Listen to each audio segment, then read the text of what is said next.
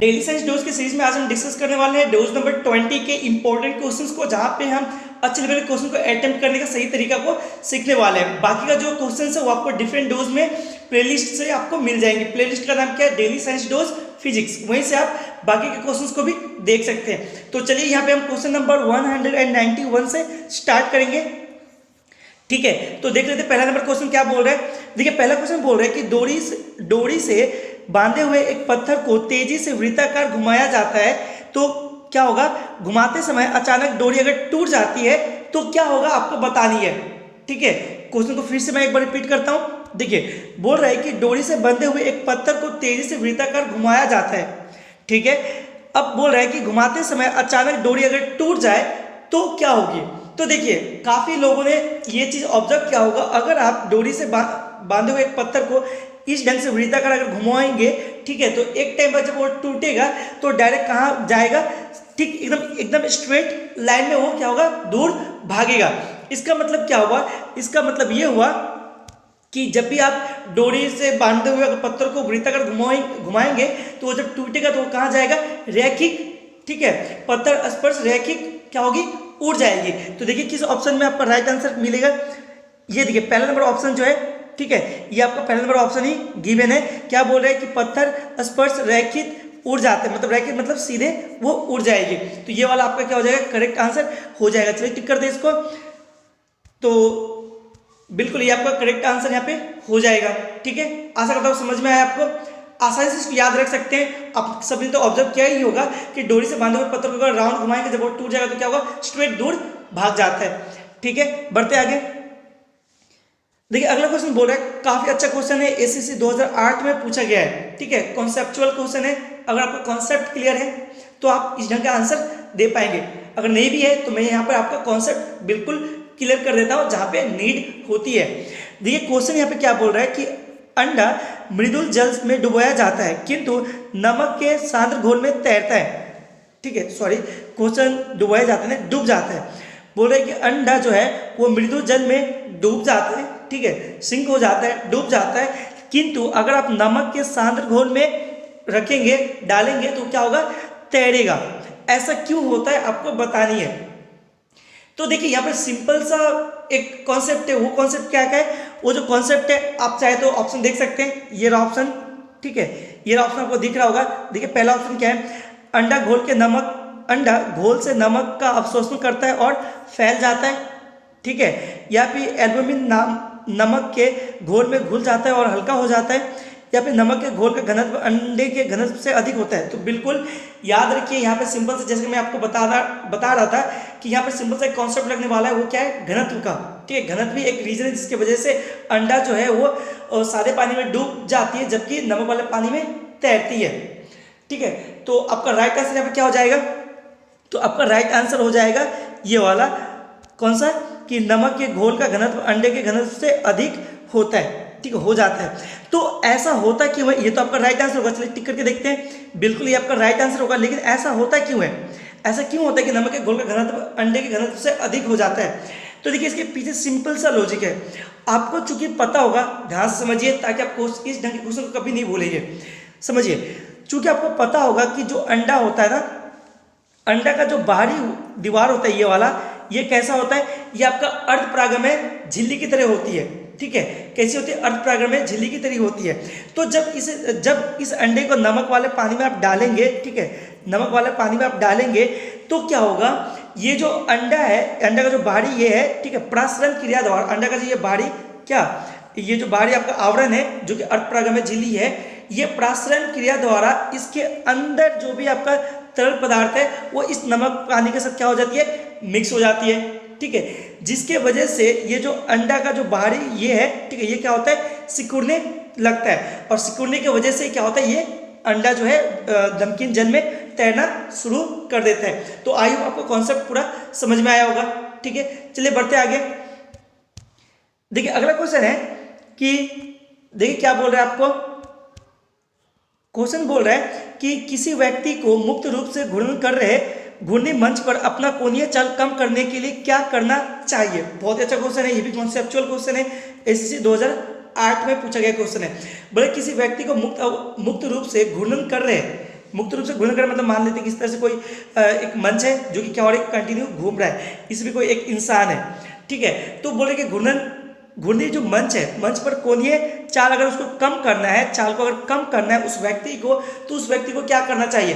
तो बहुत ही सिंपल से इसका आंसर हो सकता है। इसका आंसर क्या होगा कि उस इंसान को अपने हाथों को कुछ इस ढंग से क्या करना, फैला देना चाहिए। ये जो आपका इंसान है, ठीक है, इस इंसान को अपने हाथों को क्या करना चाहिए, इस ढंग से फैला देना चाहिए, ठीक है, ताकि क्या हो, उसका कोणीय वेग जो है वो घट जाए, ठीक है। सॉरी, कोणीय वेग, हाँ कोणीय वेग बोल लीजिए, चाल बोल लीजिए, क्या वो घट जाए। तो आई होप आपको समझ में आया। चलिए अब देखते हैं ऑप्शन में कहाँ पे गिवन है ये आंसर। तो ये रहा, पढ़िए ऑप्शंस को। अपने हाथ एक साथ मिला ले, ऐसा मैंने आपको बताया नहीं। अपने हाथ ऊपर उठा ले, ऐसा भी मैंने आपको नहीं बताया। अपने हाथ बाहर की तरफ फैला ले, बिल्कुल अपने हाथ को बाहर की तरफ वो क्या करेगा, फैला लेगा, तभी उसे जो कोणीय चाल है वो क्या होगा, कम हो पाएगा। तो चलिए टिक करते हैं इसको, बिल्कुल ये आपका क्या होगा, करेक्ट आंसर हो जाएगा। बढ़ते आगे। देखिए अगला क्वेश्चन पूछ रहा है आपसे कि साबुन कपड़े की बेहतर सफाई में क्यों सहायक है। तो देखिए इस ढंग के क्वेश्चन मैंने ऑलरेडी आपको बता दिया कि साबुन जो है वो जल के पृष्ठ तनाव को कम कर देती है, और जैसे पृष्ठ तनाव जो है वो अगर कम हो जाए जल की, ठीक है, तो क्या होगी, जो कपड़ा है, कपड़े के रेशे के अंदर तक क्या हो जाएगी, वो इंटर कर जाएगी, और रेशे के अंदर जो भी गंदा है हर एक उसको क्या करेगा, अच्छी ढंग से साफ कर देगा, ठीक है। तो बस ये रीजन है। तो मेन रीजन क्या हुआ कि सरफेस टेंशन यानी कि पृष्ठ तनाव को जल का कम कर देता है। तो देखिए किस ऑप्शन में गिवन है, ऑप्शन देखिए पहला, यह घोल के पृष्ठीय तनन को कम कर देता है, बिल्कुल ये तो मैंने आपको बताया, तनन मीन्स तनाव, ठीक है, तनाव को कम कर देता है, पृष्ठीय तनाव को। तो यह होगा आपका राइट आंसर, बिल्कुल ये आपका क्या हो गया, राइट आंसर। बढ़ते आगे। अच्छा अगला क्वेश्चन है, बहुत ही आसान सा है, न्यूटन मीटर मात्रक है। न्यूटन मीटर किसका मात्रक है, मैंने आपको बताया ये भी क्वेश्चन, ठीक है। इसलिए मैं बोलता हूँ कि आप जो पिछला डोज है, ठीक है, बाकी जो भी डोज 19 डोज मैंने कंप्लीट करा दिया, उन्हें ध्यान से देखिए, ताकि जो भी क्वेश्चंस आपका रिपीट हो तो उससे क्या हो, उसको आप खुद से ना तो सिर्फ अटेम्प्ट कर पाएंगे, भले ही आप साथ ही साथ आपका क्या होगा, रिवीजन भी चलता रहेगा। तो न्यूटन मीटर मात्रक किसका है, तो मैंने आपको बताया था ऊर्जा का, ठीक है, किसका, ऊर्जा का, ठीक है, ऊर्जा का मात्रक हो जाएगा न्यूटन मीटर। तो देखिए किस ऑप्शन में है, तो ऊर्जा का ये रहा, ये ऊर्जा का आपका क्या हो जाएगा, यहाँ पे राइट आंसर हो जाएगा। बढ़ते आगे। अच्छा अगला क्वेश्चन देखिए क्या है, अगला क्वेश्चन है, आपसे बोल रहा है कि डायनामो इसे परिवर्तित करता है, डायनामो इसे परिवर्तित करता है। तो डायनामो किसे परिवर्तित करता है, तो देखिए डायनामो जो होता है, अच्छा डायनामो बेसिकली क्या होता है, देखिए मैं बताता हूँ। जो आपका डायनामो होता है ना, वो क्या करता है कि जो जब ऐसे समझिए आप, जो पानी का जो आपका स्रोत होता है, ठीक है, स्रोत की वजह से वो क्या होता है, स्पीड में घूमना स्टार्ट करता है। जैसे वो घूमता है, ठीक है, तो एक प्रोसेस होता है लंबा सा, तो उसके बाद क्या होता है, उसी की वजह से आपका क्या होता है, इलेक्ट्रिक जनरेट हो रही होती है। इसका मतलब क्या हुआ कि पहले ये क्या हुआ कि जो डायनामो वो घूमा, यानी कि क्या हुआ, यहाँ पे यांत्रिक ऊर्जा लगा, ठीक है, उस यांत्रिक ऊर्जा की वजह से क्या हुआ, इलेक्ट्रिक एनर्जी यानी कि विद्युत ऊर्जा आया, यानी यांत्रिक ऊर्जा से विद्युत ऊर्जा आपका राइट आंसर होगा। डायनामो का काम ही ये है क्या करना, वो यांत्रिक ऊर्जा को विद्युत ऊर्जा में परिवर्तित करना। देखिए किस ऑप्शन में है, तो यांत्रिक ऊर्जा को विद्युत ऊर्जा, ये रहा, इस ऑप्शन में देखिए, यांत्रिक ऊर्जा को विद्युत ऊर्जा में बदलना। चलिए टिक करते इसको, बिल्कुल ये आपका क्या होगा, राइट आंसर। तो यांत्रिक ऊर्जा को क्या होगा, विद्युत ऊर्जा में। बढ़ते आगे। देखिए अगला क्वेश्चन बोला है कि दूध से मक्खन निकाल लेने पर क्या होगी। तो दूध से मक्खन जैसे निकाल लेंगे, तो बहुत ही ज़्यादा आसान क्वेश्चन ये, दूध से जैसे आप मक्खन निकालेंगे तो दूध का जो घनत्व है वो क्या होगा, कम, अच्छा कम जाएगा, बढ़ जाएगा, तो बिल्कुल बढ़ेगा, घटेगा नहीं, ठीक है, दूध का घनत्व जो है वो क्या होगा, बढ़ जाएगा। तो आपका राइट आंसर यहाँ पे क्या होना चाहिए, ये वाला, दूध का घनत्व बढ़ जाता है। टिक करते हैं, बिल्कुल आपका राइट आंसर होगा। बढ़ते आगे। अच्छा एक क्वेश्चन मैं आपसे यहाँ पर पूछता हूँ, ठीक है, जो आपका 96 नंबर क्वेश्चन था, ठीक है, उसमें क्या था कि डायनामो जो है किस ऊर्जा को किसमें परिवर्तित करता है, तो यांत्रिक ऊर्जा से विद्युत ऊर्जा में। लेकिन एक क्वेश्चन यहाँ पर बनता है कि बताइए डायनामो की खोज किसने की थी। चलिए कमेंट में लिखिए, देखते कितना जो है राइट आंसर आ पाता है। तो इस क्वेश्चन को देखिए, फिलहाल बोले कि निम्नलिखित कथनों में से कौन सा एक सही नहीं है, निम्नलिखित कथनों में से कौन सा एक सही नहीं है।